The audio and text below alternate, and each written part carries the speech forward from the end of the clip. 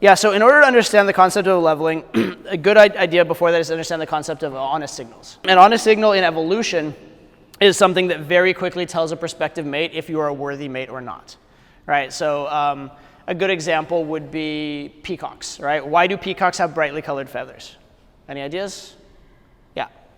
My genes are so good that I could be a target and I'm alive. Yeah, there's actually two reasons. One is literally having those, you can't make those colors in your plumage unless you are well nourished, unless you have certain vitamins. So number one, you're saying I have those vitamins. So that's an honest signal number one. But honest signal number two is that, which is in spite of being a big, huge neon sign for predators, I've still managed to survive. So my genes are very, very good. I will give your offspring good genes. Does that make sense? That's the idea, right? It's an honest signal, even though it makes very little sense on a lot of levels. Is having a good pickup line, walking up to a girl and delivering a good pickup line, an honest signal? Yeah, it's semi-honest, but not very, right? Because you could rehearse the pickup line. Someone else could tell you the pickup line. Like, you had a couple times, I think, where I told you a line to use, right, on program. I've done that a couple times. I told you a line to use a couple times. It helps, right? It's nice to have someone tell you a line. So that's faking an honest signal in a way. But yeah, pickup line's not that honest because you're not put under pressure, not put under stress. You could have thought of it, someone else could have given you to, et cetera. How about if a girl gives you a harsh shit test and you pass it easily? Is that an honest signal? Yeah, that's an extremely honest signal because there was no way to be prepared for that, no way to expect that. It was in the moment under pressure. That's an honest signal. And so that's why passing a shit test will get you dramatic amounts of attraction very, very quickly because it's an honest signal of high value, okay? Basically, leveling is when you have some honest signals that are at a lower level of game or lower level of attraction or value than the rest of everything you're putting out there. And so the girl's like, oh, I thought he was high value, but no, he's not because of this leveling behavior. Okay, that's the idea of leveling. Where leveling came from was from poker. In poker, there's different levels of playing. There's a level of playing where you like basically look at your own cards and can barely tell what your cards are. Like, do I have a good hand or not? That's like level 1, right? Level 2 is I know how to play my cards, but I'm only playing my cards. Level 3 would be I'm playing my cards and I'm intelligent enough to be thinking about what my opponent's cards are a little bit as well. That's another level, right? And the next level up would be I'm playing my cards, playing my opponent's cards, and I'm also aware of what he thinks my cards might be. So that's the next level. And what would happen when I played poker professionally years ago, there are certain plays where a person plays a hand in such a way that you know exactly how sophisticated they are at poker. Right? Or they'll make an explanation of their play. They'll say, oh, I did this to protect this hand or something like that. I did this because I put you on this hand. And you know automatically exactly what level they're playing at. And you know for the entire rest of the session, if you play one level deeper than them, you're just going to own them in every single hand you play against them. Right? So that's what leveling in poker.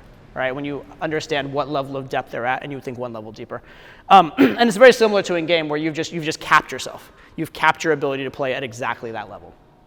So that's a leveling behavior. Typically, leveling behaviors will be things that are gimmicky, right?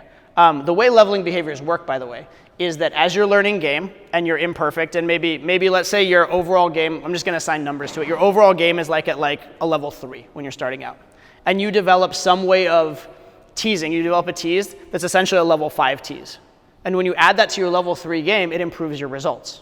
Right? And so you're like, oh, this is a good piece in game. I like this. I'm going to use this. And you start using it every single set because it's working for you. And that's great.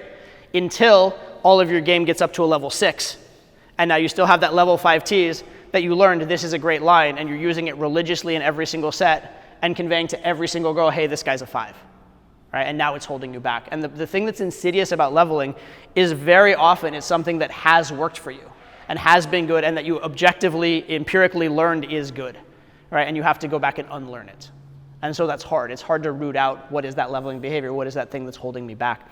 And ways to look for leveling behaviors, again, anything that's gimmicky, anything that feels different than the rest of your personality or feels like you're using a specific line or technique, it's worth learning. A good principle for yourself if you want to avoid leveling in your game is try for every single thing you need to solve in game, try and have a couple different solutions you're using at any given time rather than just one, right? Don't just have one solution, have a few ways past that sticking point, and kind of constantly be thinking about having at least one new way that you're trying, All right, so a good metaphor for this would be an online game.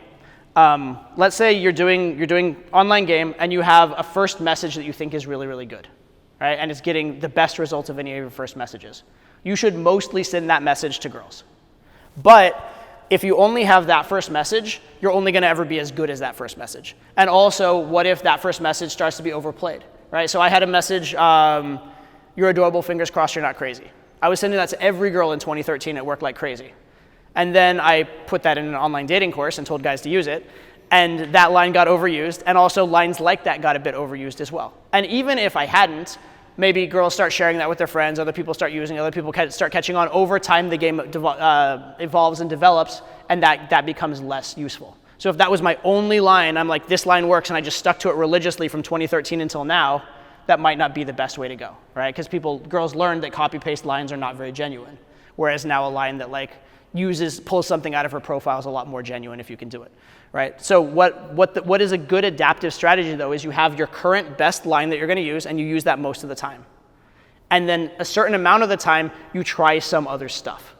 And then as soon as one of the new things you're trying works better than your established best line, now you use that. And so now maybe you use that 75%, use your old best line 25%, and then you have something else you're experimenting with some other lines, and as soon as you find one that's better than that, you're going to make that your new best line and use the other ones less often. And by doing it that way, you're constantly adapting and improving, and you're not holding yourself back at a particular level, right? So you don't want to be so formulaic and generic in your game that you're doing one thing all the time, because then you can get locked into leveling.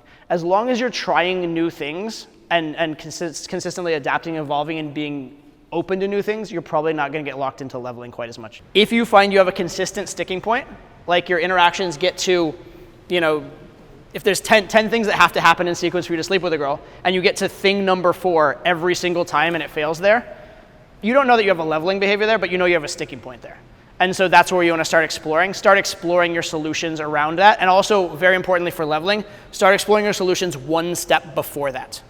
Right? So a lot of times, if you have a leveling sticking point, you will solve the thing that the leveling was supposed to solve for you, but then you'll be stuck on the next thing because the leveling will hold you back on the next part.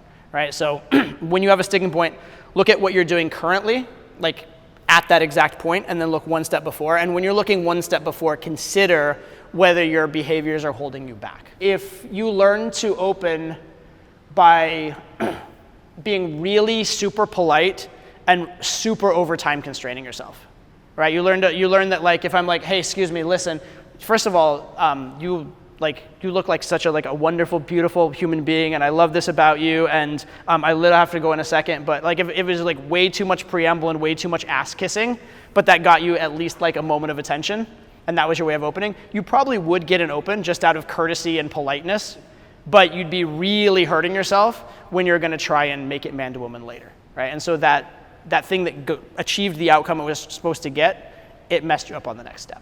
Look at things one step before as potential leveling behaviors. Look at things that are incongruent.